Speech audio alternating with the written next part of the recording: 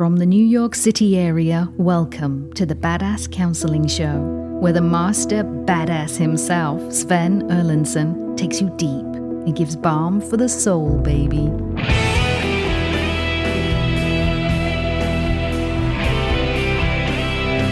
Well, hello, badasses. It's great to have you. You have found, once again, the Badass Counseling Show, coming to you from the New York City area. And we are happy to have you here. We've got an interesting day today, counseling a fascinating story that we think you're going to love. I am joined in studio by the producers of this show, KC over in the booth, and Rob the Rocket right next to me. Go ahead, Rob. What do you say? Good day, sir. How we doing today? You all right? I am great. How about you? You're always great. I'm very, very well today. I'm very happy that our show is not in the least bit political. That makes me feel very calm. Exactly. Because there's some sort of level of either depression or anger out there, and whatever you can do to calm that down, we all say thank you, Sven. Well, we're getting worked up in other areas, but yes, we leave that political stuff alone. Thank you. Yes, I agree. And so whether you're tuning in from Bombay or Berkeley, from Montana to Myrtle Beach, Peoria, all the way over to Tottenham, it's great to have you here. So, Rob, tell us about Nikki. I'd be happy to, Sven, certainly. Nikki wrote in and said, Sven, I don't know which trauma to choose to heal from first. All I know is I'm currently a train wreck. Born in 1968, parents divorced. Before I was 5, I was attacked by a family dog, got a broken jaw, 68 stitches over my face and head. My mother was killed by a drunk driver in 1975. I was molested by my dad around age 10 or 11, don't really remember when. I married in 1992, only for him to come out as gay after 2016. I was devastated. Next relationship lasted almost 5 years, ended last February. He wanted to explore polyamory, but when we tried, he freaked, got jealous, and accused me of cheating, which I wasn't. I was only trying to do what he wanted, only for him to have a new girlfriend within 2 weeks.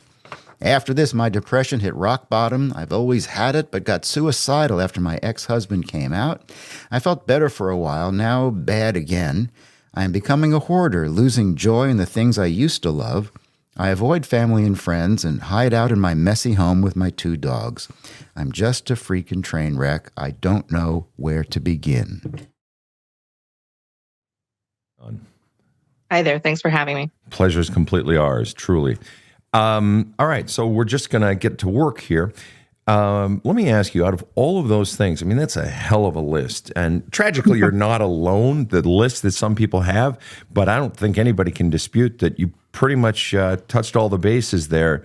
Divorce, brutal attack by a dog, mother killed, dad sexually molested you, relationship, polyamory, cheating, suicide, depression, hoarder, and lost joy in things you love. So let me ask you this.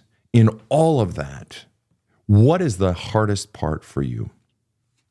Losing the joy in the things that I love. What were the things you loved?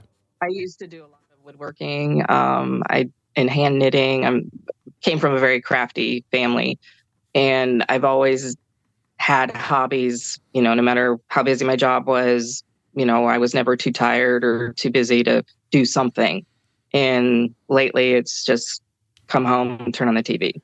Right on. And what we know is that when we lose joy in the things we normally always used to love, either A, those things, we've found new things, but you're not saying that. You've just found the TV, which is nothing new.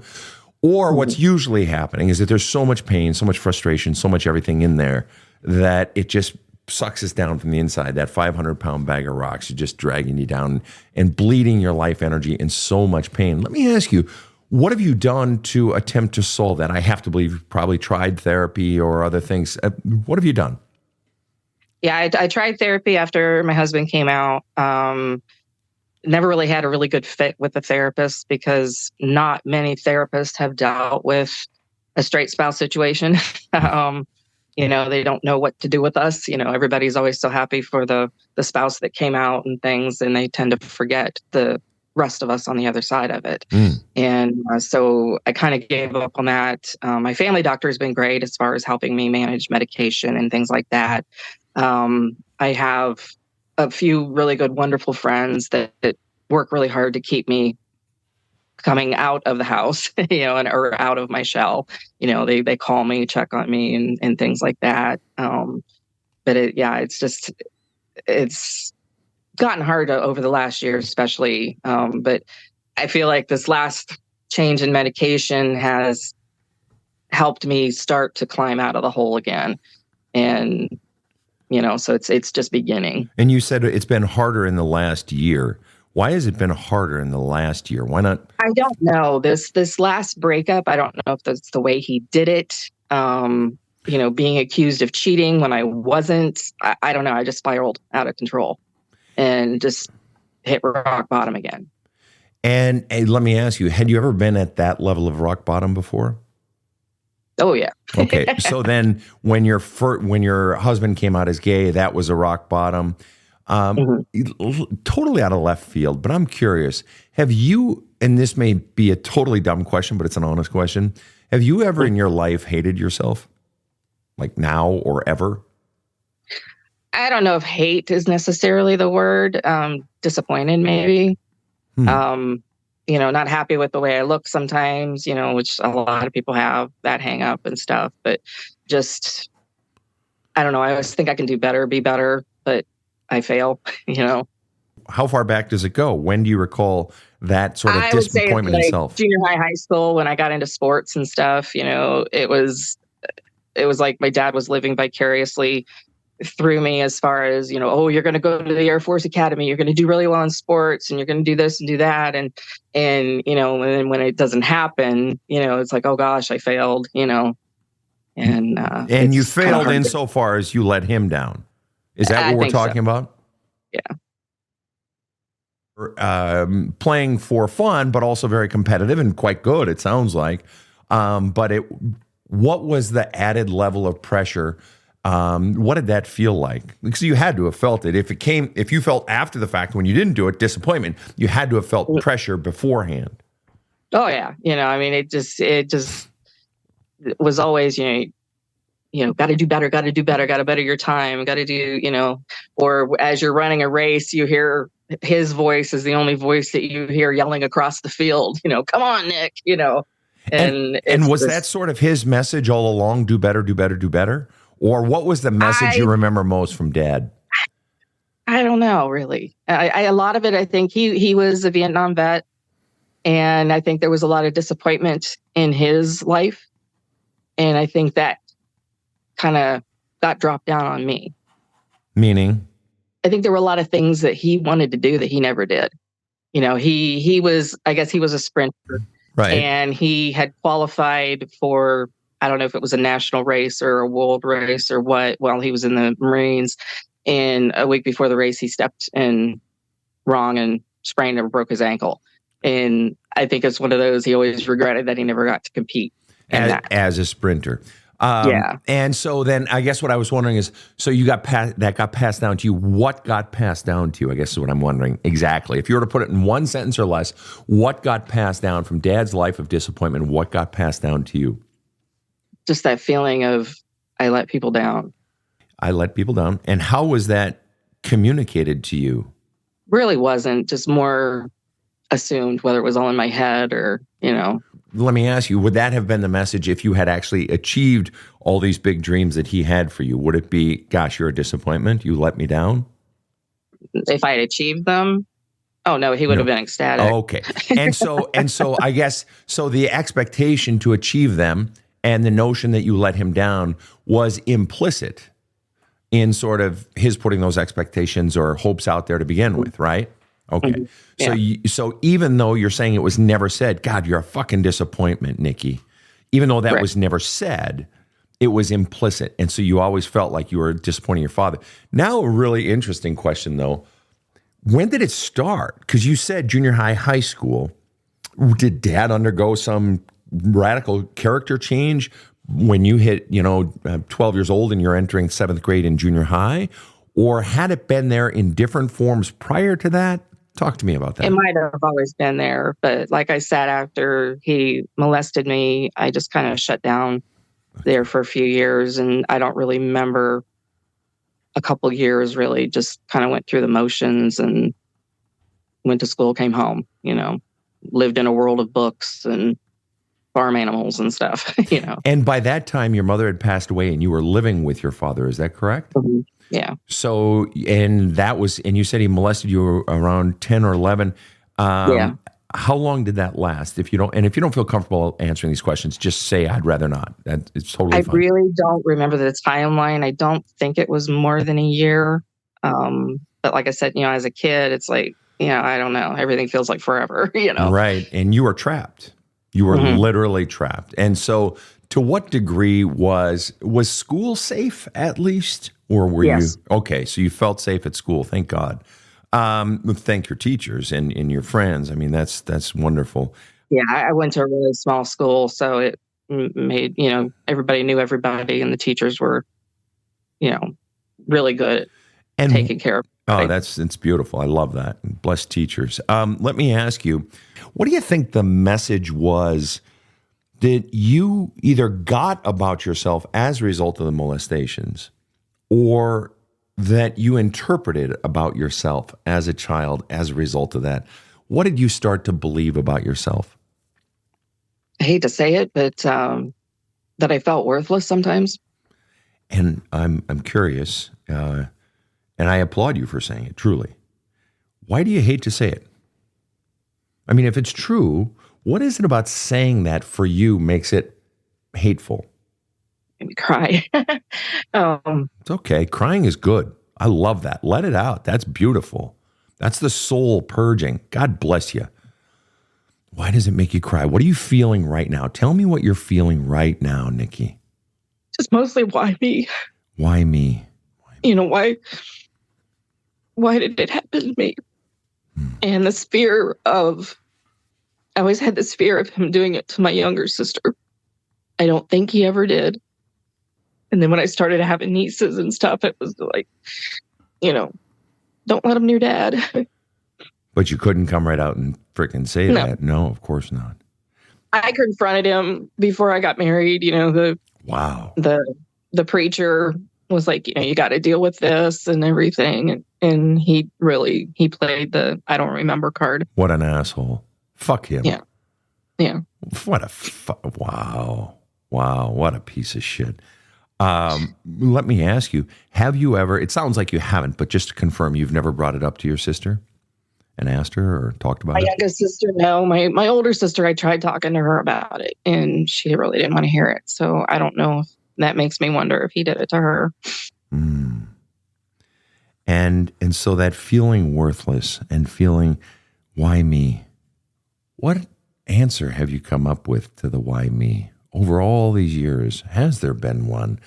And the feeling worthless, say a little more about that. Despite, I had good grades, I have some artistic talent. I try, I'm usually a perfectionist in my crafts and stuff. But it's never been enough to feel confident enough that I can do something with it or use it or sell something or it was just like, I'm not that good. I'm not that great. And, it's just always been that kind of playing myself up as, I'm not that great. Presumably that's the message. That's been your whole life. Yeah. I'm trying to understand someone who has had experiences that I have not had. Okay. So I'm genuinely trying to understand. At the time you're 11, you have had 3 profoundly traumatic experiences, getting attacked by the dog to the point of a broken jaw and 68 stitches over your face. Yeah, he grabbed me by the face. By the face. Good Lord. It was a Saint Bernard. Saint Bernard. Wow. We think they're just big, fluffy, cuddly animals, but boy, oh well, boy. He was. He just snapped one day and decided I was lunch. Wow. Okay. So luckily he didn't shake and break my neck. Oh gosh. Because of course he would have had the power to do it. Yeah. You were a little girl, of course. Yeah. He treated me like a rag doll. And again, I mean this with all respect, it's an honest question, but you don't have to answer it. I mean that. Okay. Which was scariest back then, by age 11, if I had asked you, which was scariest, getting sexually molested by your father, getting attacked in the face by a dog, or your mother dying? Which was scariest for that little girl? And there is no right or wrong answer. You can answer this question however the hell you want or not answer it at all. Being molested. Being molested.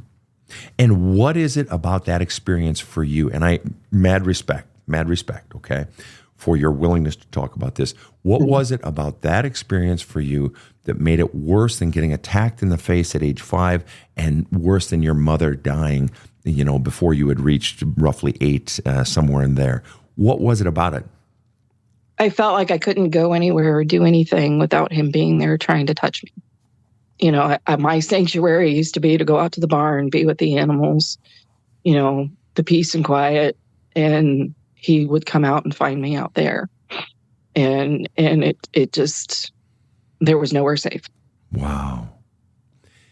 And then, and I'm so sorry that you had to go through that. And the truth is, there is no answer to the why me. And it wasn't. There's no justification. I know you know this. Intellectually, I know you know this. It wasn't your fault. He was just a monster. He was a fucking monster. And there's absolutely no rhyme or reason. He was just the fucking monster. Have you ever allowed yourself up all the true feelings that you feel and felt? Or have those feelings that girl felt in those years been packed down the entire time? Have I ever let them out? Yeah, and out and out and out and out. Not really in that way. It's always been little bits, or nightmares, or, there's been times when I've, especially after my separation to divorce, I bought a house and I was rehabbing it, and there was a lot of sledgehammer therapy. Oh, that's fantastic. That's a good feeling. Yeah. That's a really good feeling. Apart from the sledgehammer therapy and the little bit of counseling that you got, what for you at the thought of, if I were to bring up the thought of actually going into it and being deliberate about staying in it, flushing it out, a little bit each week or day or each month, whatever it is, or a medium amount, what is it about that that's the scariest part? Just that there was no safe space for me. And what would be the scariest part of revisiting all of those feelings and doing the work of flushing them out? What would be the scariest part now, at 56 of doing that work? I really don't know. Well, let me throw a few things out there and you see if any of them resonate. And if not, that's okay. Would it be having to feel all those feelings again and remember all those memories? Would it be the fear of it being hopeless and not amounting to anything and be a worthless experience and I'd go through all that crap for nothing? Is it the implications of, if I really faced all that stuff, what would that mean for my life today? What is it that you think might be if there were a hardest part about going into that, or the scariest part about going into all that stuff, what would be the scariest part? Probably the first one. The idea of having to feel it all over again. Yeah. And the unfortunate thing, if I'm being really honest with you, and I know that you've listened to my show, and so you know that it's kind of what I'm here for, is just to be straight with you and not sugarcoat it, but to do it kindly. And that is that the answer to your life is that stuff. The old Sufi poet Rumi would say, the answer to the pain, the cure for the pain is in the pain. And that when we finally get run down by life enough, we find this strange courage to say enough. And I've had clients in their 60s, 70s, even 80s decide, listen, I had a fellow in his 80s and he said, I've got about 10 years left, hopefully. I'm sick of living this way. I'm going to do it, Sven, even if it kills me. And so in your case, it's the lethargy. It's the depression. It's just the sucking of every last ounce of joy from life, that in a way, what choice do you have? But I understand the fear. It's just like, I don't want to do that. Of course you don't. It makes total sense. We're going to come right back to this after a short break.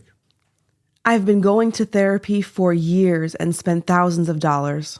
Then I began counseling with Sven, and bam, it was like someone turned the lights on.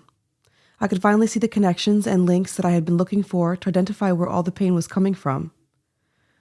The writing for therapy was essential, even though it was uncomfortable as hell. Because once you figure out the source of the pain, it's so much easier to heal and learn from it. After this, I picked up a copy of his book, There's a Hole in My Love Cup, and the systems were fluid. Thanks, Sven, for writing this unique gift. It's changed my life. This show provides soul counseling intended to entertain and inform and is not medical advice.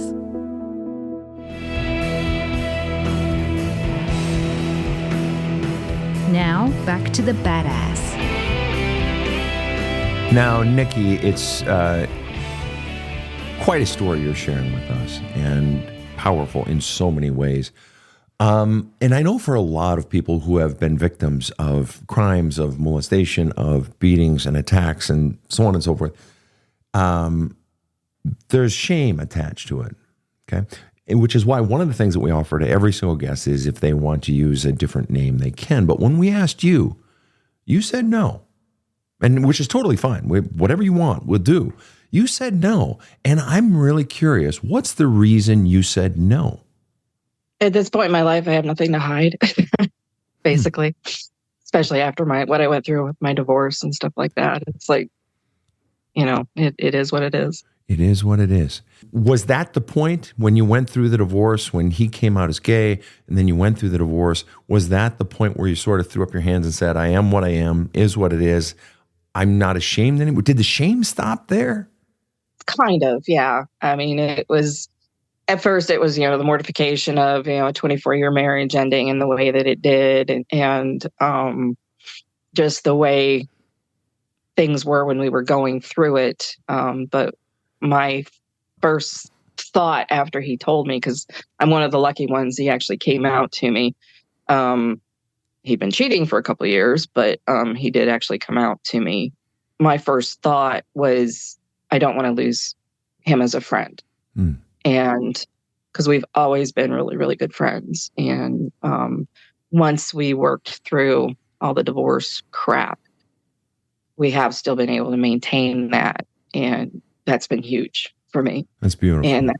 And that's helped, the embarrassment of talking about it, the shame of being a straight spouse, and and it's like, it's not us, it's them, kind of thing. And okay, so here's you're going to get a chance right now to say the thing that maybe no one said to you, that you said basically the straight spouse is abandoned, is forgotten. Yay for the gay one. Yay, God bless him. Hey, you're living your life. Yeah, we all agree on that, no doubt. But hey, what about me over here? I'm fucking dying. Does anybody care? Okay, so what was the one sentence, and not that there's a cure-all, but what was the one sentence that you wish you most would have heard someone say, or that would have just been balm for your soul? Just give me a hug. Just to be seen. Yeah, just to be hugged by somebody. Yep. And you'd have to say anything. To have someone give a shit about your pain, to know that I'm in pain too. And hey, what about me over here? Don't I matter? And isn't that the message from that childhood, from the molestation especially, that I don't matter? I'm to use your word, worthless. When I asked you about the word hate, you hate yourself, you said, no, it's not really that. It's more disappointment, etc. But then as we dug deeper, we saw the worthlessness. If for you, is worthlessness, feeling worthless, different from hating yourself? Help me understand. Yeah. I mean, I don't really hate myself.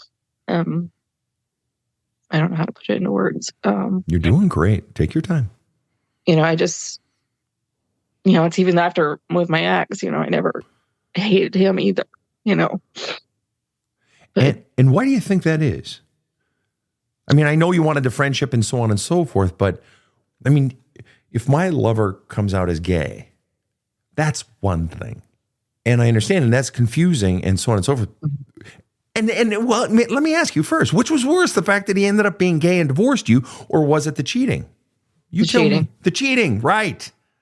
And doesn't matter if it's same sex or not. Exactly. It's Thank you. And I've been cheated on.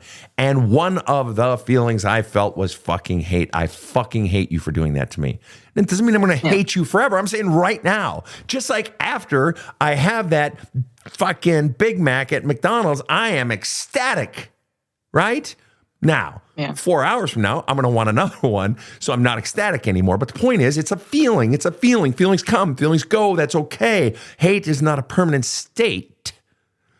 Right. But so when you say, I never really hated them, with respect, I don't buy it. I was sad. I was so sad. But why didn't you feel hate? I don't know. Okay, let me ask you this. There were some Fair? times of anger. Okay, I mean, fair. I spiked the Roomba on the driveway, kind of thing. Sure. Wait. You sent the Roomba down to the driveway to clean your driveway? What? No, I spiked it like a football. Oh, okay. And shattered. Got it. Gotcha. Bad Roomba. Okay. Let me ask you this. Then. Let's up the ante.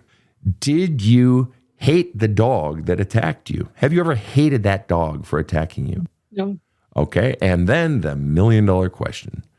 Have you ever hated your father for attacking you and keeping you trapped? No. Okay. Well, I'm going to take a worldwide poll right now of every single one of my listeners, and yep, there it is. We all hate him. Child molestation is one of those. It's unequivocal. There is no fudging. It just is.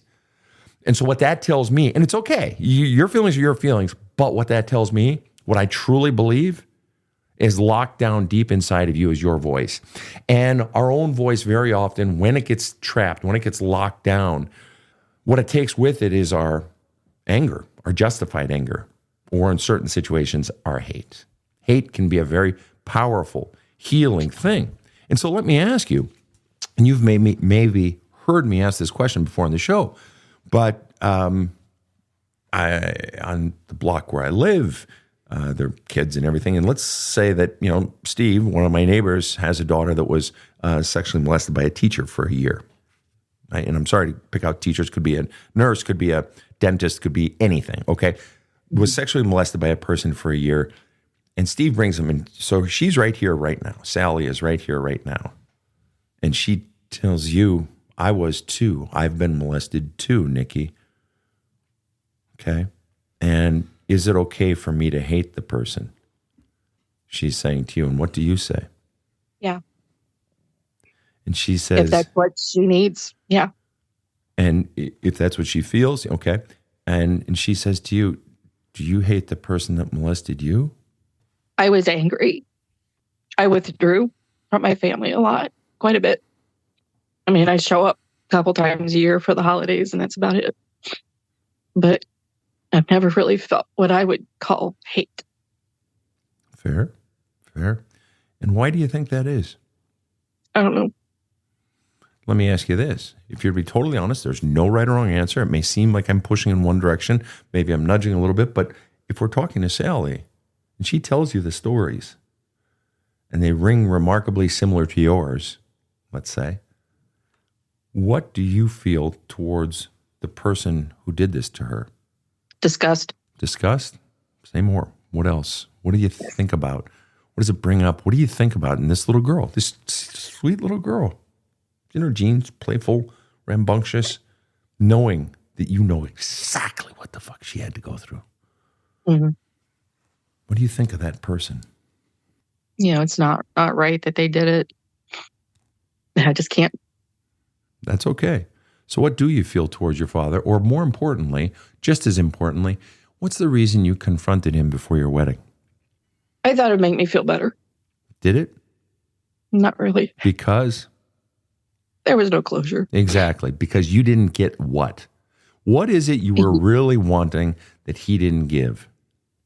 I'm sorry. Exactly. He didn't own it. And so that giant rock, that boulder, still sitting in your lap. Still sitting in your lap. Still in that bag on your back. You were hoping he would take it back and say, there's no excuse. I am so sorry. Give me that boulder. There is no excuse. If you want to send me to prison, I completely understand. What I did was wrong on every level. And I have really no right to even exist, or whatever he might say.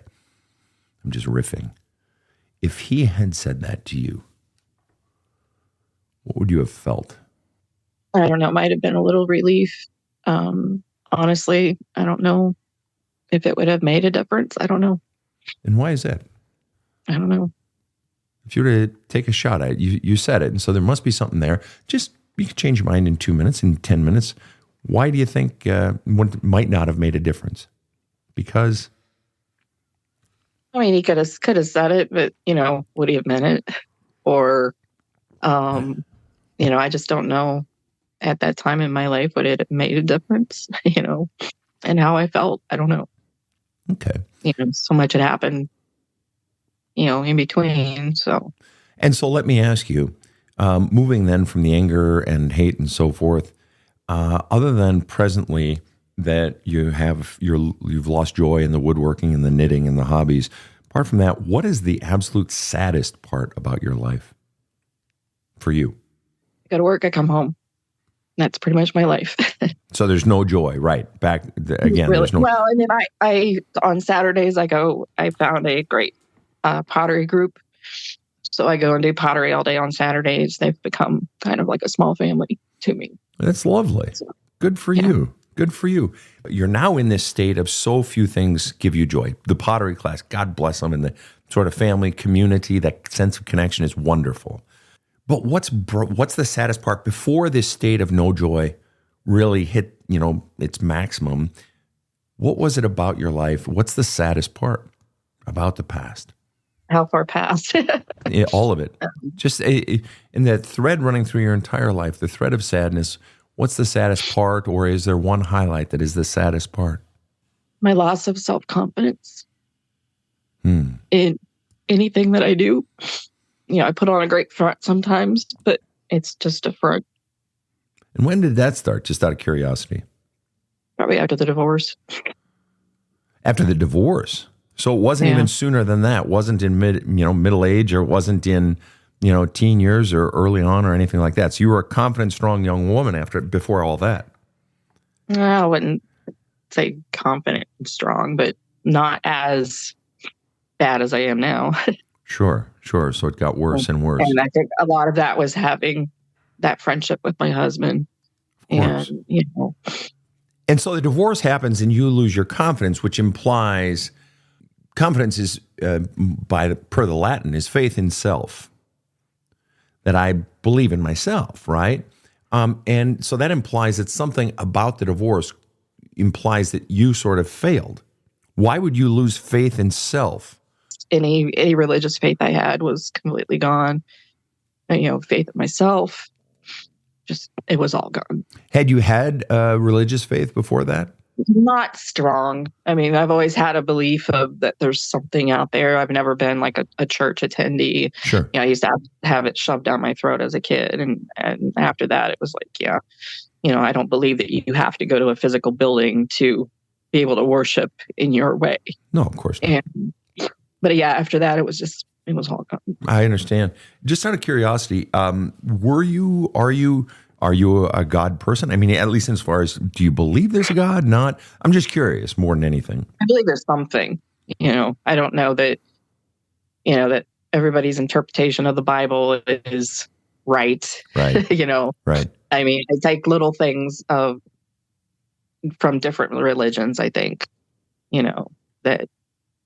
It doesn't have to be one thing. And so if you were to sum up your faith or your belief system in a sentence or two, what do you believe?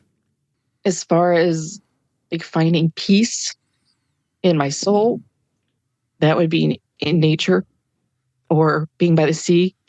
I find that very calming. And, so that's kind of my place of worship, I guess. And what is it about that brings tears to you? You're crying right now when you talk about the woods and the sea and the calming.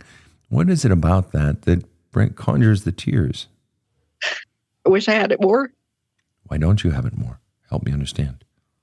I feel like I'm stuck with working all the time. I don't get to really go anywhere or do anything. Not having that partner to do things with. The only place that I've ever really felt like me, I was an exchange student in high school to Norway. And every time I go back, it's just that feeling of I'm home. Really? Yeah. Norway? Yeah. I'm full-blooded Swede. That makes no sense to me. Norwegians? I love it there. Gosh, I mean, and Wow, you know why I Norway? know the joke. You know all the jokes. You know why Norway doesn't have ice cubes, do you? Don't you? The inventor died and took the recipe with him. Yeah, all those things. No kidding. So you've been back. Yeah. How many times? I'm curious. How many times have you been back? Not as much as I would like. Well, what's funny is the whole time I was married, we never went. I never got back there after I was there in high school. But after my husband came out that fall, I was so bad, because my suicidal thoughts, I almost attempted, and I was like, I got to do something. And he's like, if that's what it takes to help you start to get better, I'll pay for it, And so I went for about 3 months. And it was kind of the jump start that I needed to get back on my feet. And what is it about Norway that feels like home? Why does it feel like home? Do you even speak Norsk? I mean, yeah. You do? Yeah. Listen to you. Wow. Wow. But what is it about it then that feels like home? Why does it feel like home? I would think it would just feel very cold. I can't explain it. Explain it. Come on. I want to know why it feels like home. It feeds my soul for some reason. What's the reason? Come on. You're doing great. Come on. Push through take a shot at it I don't know. Take a shot at it. Change your mind tomorrow, in a few minutes, a month from now. Maybe because the rest of the shit in my life isn't there. I don't know. Yeah, but then I could say, well, if you went to, Curacao or, the Bahamas, then wouldn't that be the same? No. I've been other places and it's just soothes my soul for some reason. Like the woods, like the ocean. The ocean especially. Yeah. Forgive me for asking the obvious question, but why not go back? It's very difficult to become a citizen. Okay. And they're very picky with non-European Union people getting jobs. They're very selective on, you have to have a specific skill, something that they need that would make it easier to get a job and live there and stuff. It's very difficult. And the idea of trying, it just feels like it wouldn't happen, or? It wouldn't. I don't have that skill set. I see. And then recognizing that, what about another visit? That's what I actually was there over this past Christmas talking with my friend. And when we decided that, we'll just try to make this every year or every 2 year thing, and good for just you. Keep regular. Good for you. And so let me ask you this then, recognizing that you can't make it permanent, or at least at this point it feels insurmountable, and understood. So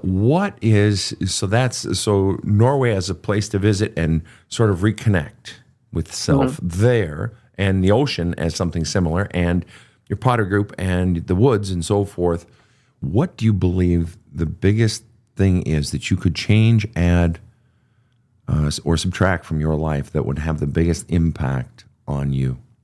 Some of it is I need to start exercising again. I kind of lost that. But when you lose your sort of inner, yeah, but when you lose your inner energy and when you get down and depressed, it's just hard as hell to conjure up even the energy to go out for a walk. It really is. Yeah, it really is. And you know what, though, honestly, Nikki, if you reach the point where you feel like, okay, at least for today, I am ready to do a little bit, start simple. Start with something doable, like just going for a walk. And even if it's going with a friend or whatever, or, walking somebody's dog, whatever, but, just, and go easy on yourself for not exercising, because conjuring physical energy when you're depleted of emotional energy is just fucking hard. It's just hard.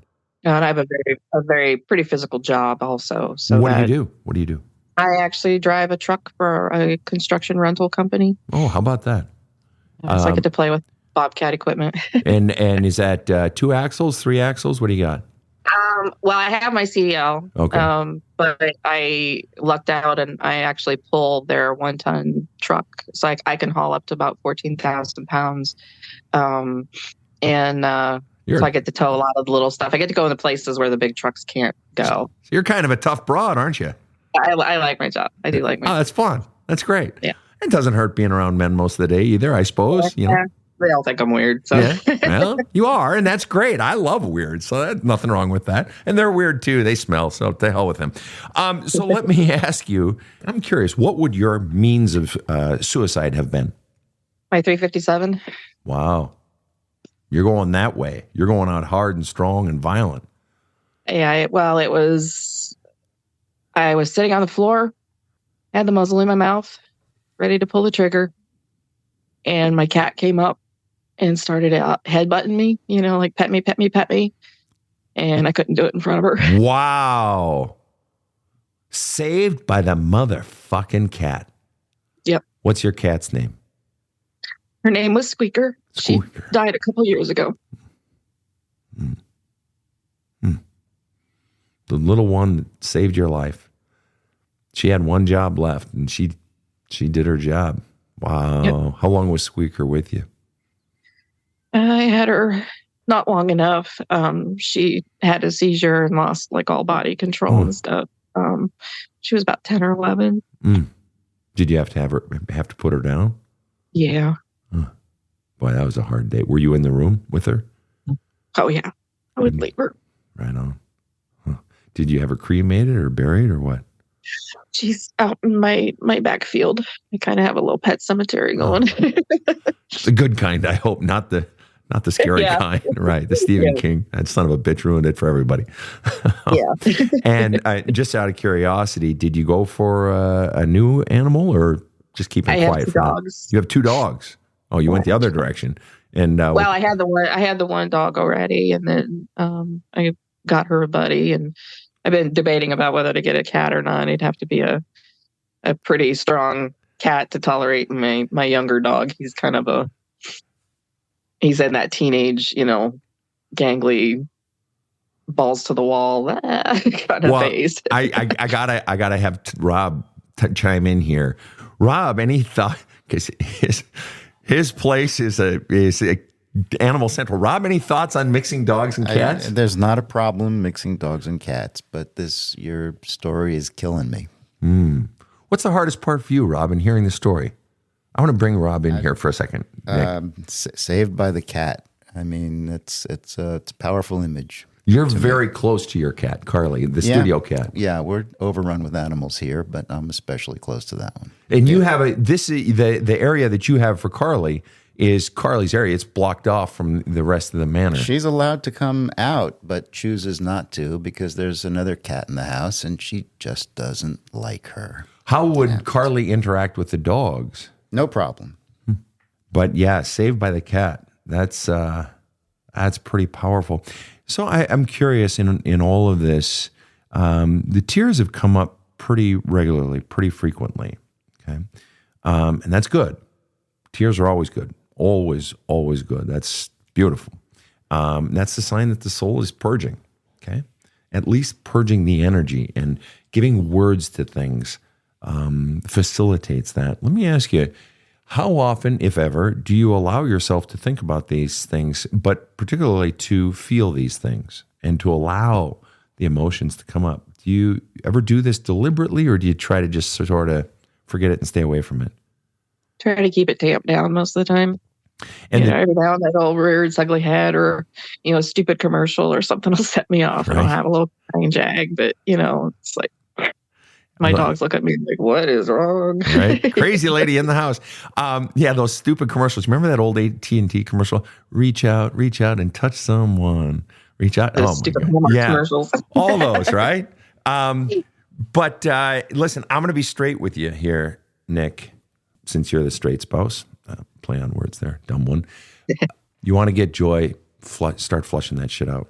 Bottom line, you are carrying around so much emotion that you have bottled up, packed down, and you're spending so much life energy just packing it down.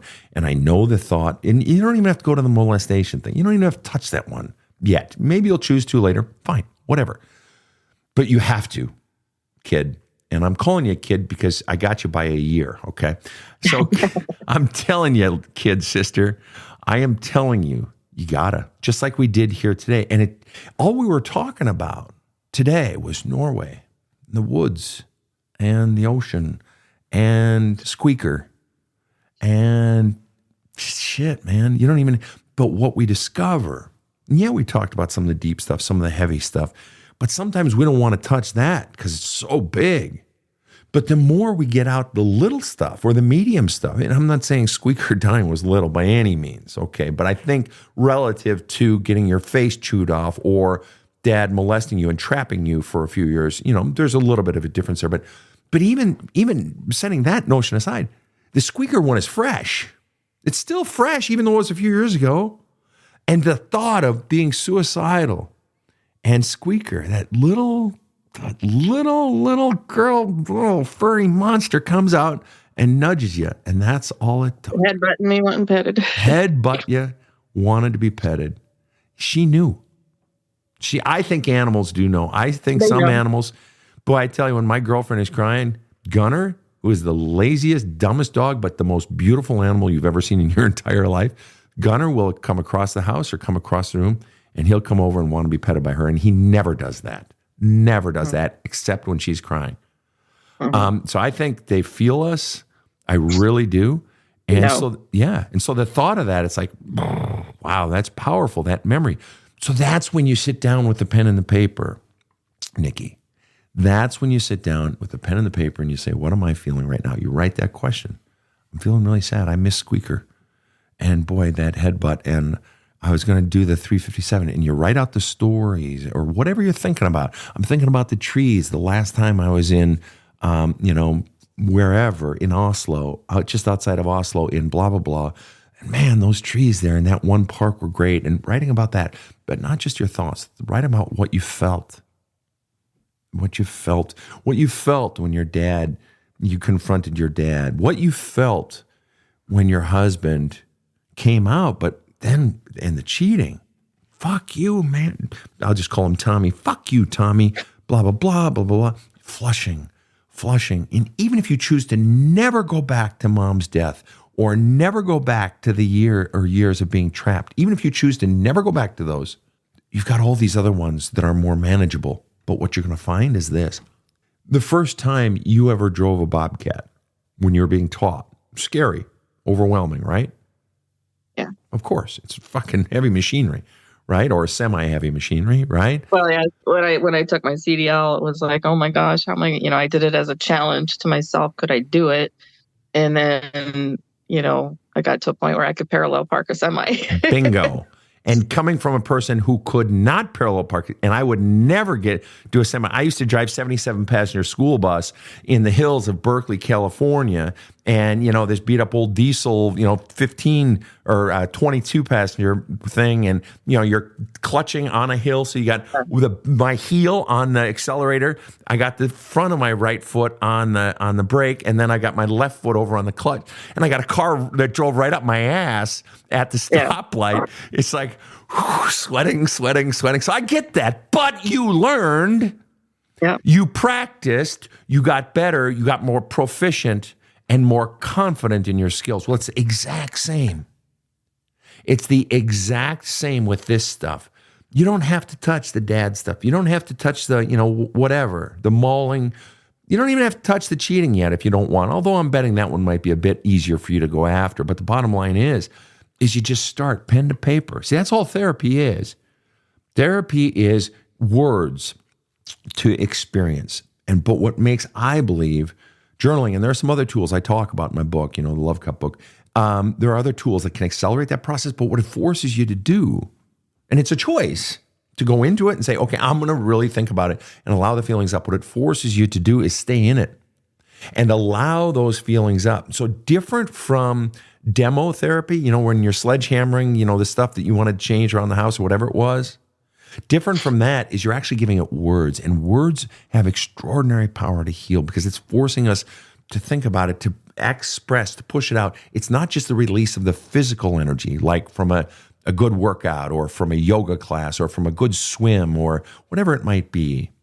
that the words have such extraordinary power. And Nikki, I'm going to tell you, and I know, you've been following me or you've at least heard some of my stuff. So you know this is something I talk about, but it's never more true than in your case because you've got a lifetime. You have 56 years of a fuck ton of pain in there. And you don't even have to commit to taking it all out.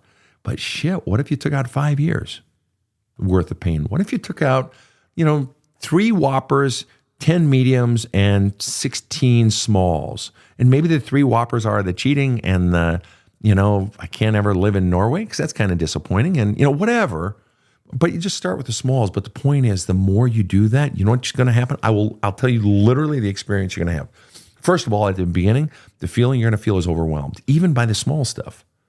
But you're going to get better, just like driving that 3-axle, just like driving the big rigs and so forth. You're going to get better at the parallel parking. You're not going to crush 20 cones this time, just 10, then 5, then 2. And then, hey, I didn't hit any cones today. It's a good day. Okay. Yeah. But it's just getting the reps. And what you're going to feel is overwhelmed at first. But the more you do it, you're going to start to feel lighter. You're going to start to feel that little sense of relief, And the more you do it, the little is going to become a medium. Medium is going to become a big. And you're going to get better at it, and you're going to get stronger. And you're going to literally, this isn't kumbaya shit in your head, or, you think yourself, you're literally going to have spontaneous energy. Literally, it's going to happen because that is the effect, that emotional shit and the physical shit are so fucking intricately tied together, just like with squeakers. Squeakers felt your emotion and came over and touched you physically. The emotion drove the action.